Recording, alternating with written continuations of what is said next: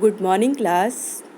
आज हम कक्षा 9 के हिंदी काव्य खंड से रहीम के दोहे लेकर उपस्थित हुए हैं।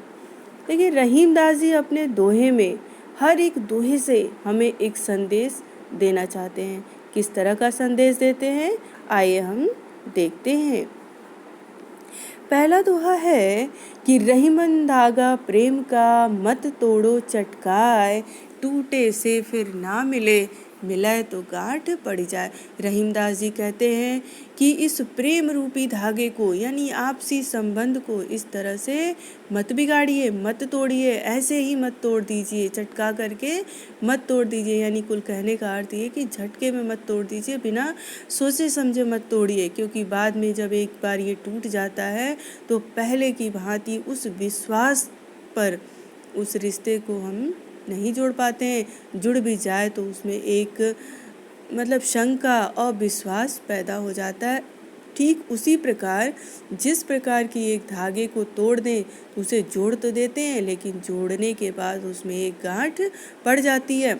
दूसरा है, रहीमन निज मन की बिथा, मन ही राख्यो गोय, सुनिय ठिलई है लोग सब, बाँट न लई है कोय। रहीमदास जी कहते हैं कि अपने मन के व्यथा को यानी अपने मन के दुख को हर किसी के सामने ऐसे ही मत प्रकट होने दो, क्योंकि वो सुन तो लेंगे बड़े चाव से, बड़े मन से उसे आपको सुनेंगे तो, लेकिन क्या करेंगे, आपका मजाक बनाएंगे, आपकी हंसी उड़ाएंगे, आपकी जग हंसाई करेंगे, लेकिन आपके दुख को कोई कम नहीं कर पाएगा।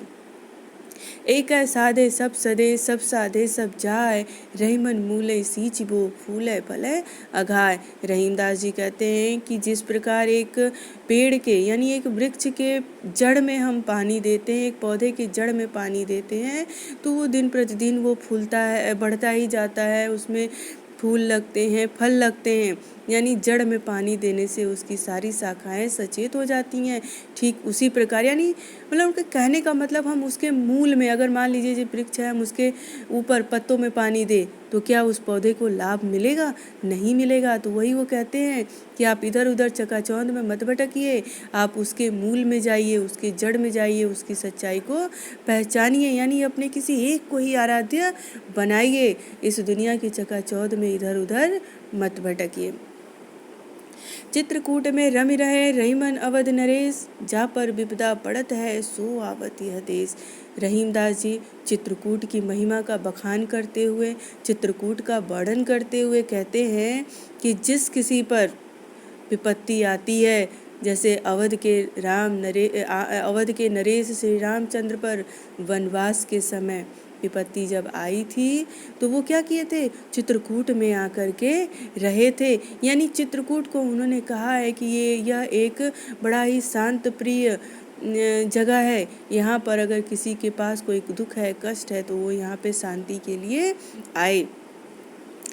दिरग दोहा अरत के आखर थोरे आई, ज्यों रहीम नट कुंडली सिमट कूद चढ़ जाए। रहीमदास जी कहते हैं कि बड़े बड़े दोहे का जो अर्थ है इस छोटे से अक्षर में ही समाहित है। ठीक उसी प्रकार जिस प्रकार एक नट यानी सर्प को, यहाँ पे नट सर्प को कहा गया है, कहते हैं कि वो कुंडली मार करके छोटा सा हो जाता है और ऊंची छलांग लगाकर कूद के यानी ऊंची छलांग लगा करके शिव जी के गले में जा कर के बैठ जाता। अब ये देखिए, वो एक अपने बड़े से शरीर को छोटा सा कर लेता है, और जब छोटा सा कर लेता है, कुंडली बना लेता है, तो क्या करता है, ऊंची छलांग लगाता है और उस शिव के ऊपर पहुंच जाता है, जहाँ पर कितनी कठिन परिश्रम के बाद लोग पहुँचते हैं। तो वही वो कह रहा है कि ठीक उसी प्रकार से इस लंबे लंबे बड़े बड़े दोहे का अर्थ छोटे छोटे शब्दों में समाहित है। धनी रहीम जल पंख को, लघु जियत पियत अघाय, उदय बड़ाई कौन है जगत प्यास हो जाए। रहीमदास जी कहते हैं कि वो पंख यानी वो कीचड़ धन्य है जिसमें कितने कीड़े मकोड़ों की प्यास बुझ जाता है, लेकिन उस इतने बड़े सागर को, इतनी जिसमें अथाह सागर है, अथाह जल है, उसकी बड़ाई कौन करे, जहाँ से लोग प्यासे ही लौट जाते हैं। अर्थात इनका कहने का मतलब है कि उस सागर से क्योंकि सागर का पानी खारा होता है, तो खारे पानी से हमारी प्यास नहीं बुझ सकती है। तो उन्होंने कहा है कि उस सागर से ज़्यादा महत्वपूर्ण वो कीचड़ है जिससे लोगों की प्यास बुझ जाती है।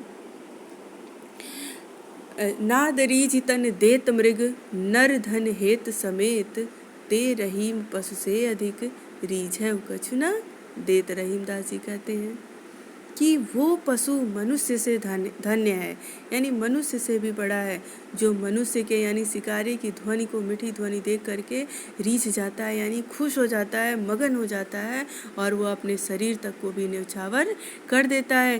पर वो मनुष्य जो किसी के कितने रिझाने पर भी, कितने भी खुश करने पर भी क्या करता है, वो अपने आप को समर्पित नहीं करता, धन देता है। तो उस मृग, उस पशु से भी, मेरे हिसाब से वो मनुष्य क्या है, उस पशु से भी नीचे है, कम है।